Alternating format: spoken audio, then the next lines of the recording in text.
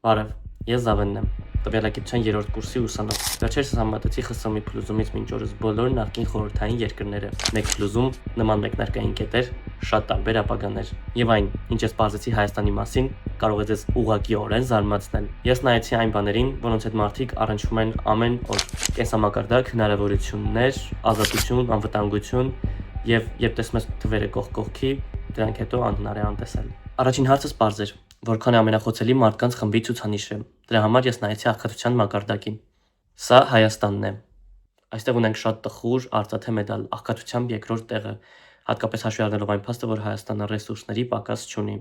Հետո ինձ հետաքրքրեց, թե ինչ ընդհանուր բան կա բոլոր այդ երկրների միջև։ Հավելեմ, որ կապույտով դրանք ԵՄ-ին միացած երկրներն են, իսկ կարմիրով, որոնք չեն միացել Եվրամիությանը։ Ահա թե ինչ տեսք ունեն ԵՄ եւ ոչ ԵՄ երկրների միջնացված ցուցանիշները։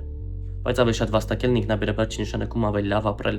Ուստի ես հարցրի, թե որքան կարող է հասարակ ընտանիքը թույլ տալ իրեն իր սեփական երկրում։ Սա Հայաստանն է, կրկին ներքևից երկրորդը։ Եվ սա Եվրամիության անդամ երկրները ընդդեմ ոչ Եվրամիության անդամ երկրների։ Հիմա նայենք, թե որ երկրի տնտեսությունն աճեց ամենաարագը։ Այստեղ ես համեմատում եմ աճի արագությունը, ուստի բոլոր երկրները սկսում են 100%-ից։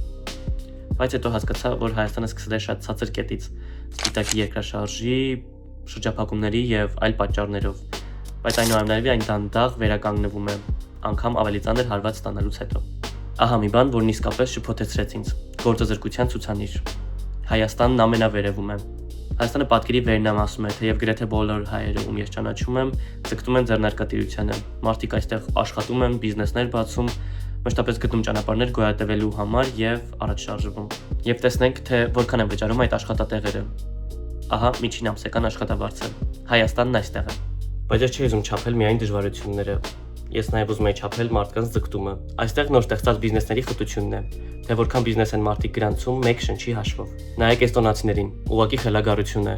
Վստահ եմ, որ եթե հայերն ունենային նույնքան հնարավորություններ, շատ ավելի մեծ հաջողություններ կգրանցեին։ Բայց ուրախ եմ, որ Հայաստանում բիզնեսի ցուցանիշները այսքան բարձր են։ Ես նաև ուզում եի չափել մի բան, որը շատ դժվար է քանակական դարձնել՝ ազատությունը, որովհետև ինչ ազատությունը գործնականում։ Ինձ համար ազատության ամենահստակ ազդանշաններից մեկը այն է, թե արդյոք լրագրողները կարող են բաց կերպով մեկնաբանել այն ամենը, ինչին որ հավատում եւ կարծում են, որ ճշմարտությունն է, առանց վախի։ Ուստի ես համեմատեցի լրագրողների եւ մամուլի ազատությունը։ Եվ վերջապես ամենակարևոր բանը՝ անվտանգություն։ Այստեղ ես պարզապես հաշվեցի, թե քանի անգամ են երկրներ ներգրավել տարբեր ռազմական իրավիճակների մեջ, որտեղ եղել են մարդկային կորուստներ։ Գիտեք, այդ հակամարտությունների մեծ մասը կամ Ռուսաստանի կողմից էր, կամ Ռուսաստանի հետ, կամ Ռուսաստանի ինչ-որ կերպ ներգրավվածությամբ։ Ուրեմն, ինչ սովորեցի։ Ես սպասում եմ, որ պատկերն ամբողջությամբ շատ ավելի բարդ կլինի, բայց օրինաչափությունն անտեսելը դժվար է։ Եվրոպային ավելի մոտ շարժված երկրները հետևականորեն տեսան, թե տարեստարի ինչպես նվազեց աղքատությունը, բարելավվեց կենսամակարդակը, աճեց գնողունակությունն ու զարգացան տնտեսությունները։ Դա չի նշանակում, որ Եվրոպան կախարդական է, բայց երկարաժամկետողությունը չես կարող վիճարկել, երբ տվյալները դնում ես կողք կողքի։ Ես անկեղծորեն ուզում եմ, որ Հայաստանը բարգավաճի, քանի որ շատ ավելի ջերմ մարդիկ չեմ հանդիպել, քան այստեղ են։ Եվ ես կարծում եմ, որ դա հատկապես կարևոր է Հայաստանի համար,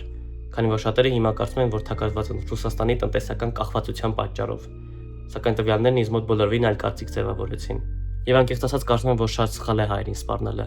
քանի որ հայերը շատ հպարտ, համառ ու դիմացկուն մարդիկ են։ Հուսով եմ հետաքրքիր էր։ Հաջողություն։